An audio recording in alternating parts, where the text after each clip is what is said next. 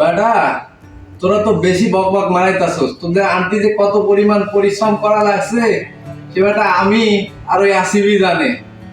ও বেশি বক বক না মারাইয়া সব চুপ থাক। সময় পাইলে সব দাঁড়ে রান্না করে খামুনে। কার কেমন স্বাদ তোরা যদি জানোস তাহলে বইলা ফেলা এখনই। যার স্বাদ বেশি তারে লাস্টে রান্না করুন, তার হায়াত বেশি বেটা। তো বেশি প্যাক প্যাক না মারাইয়া তোরা ছোট ছোট মানুষ বড় মানুষের সম্মান করা। আমি হলাম মিষ্টি কুমড়ি, এদের মধ্যে সব থেকে বড়।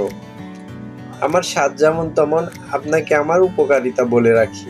আমি মিষ্টি কুমড়া, আমার বীজে রয়েছে প্রচুর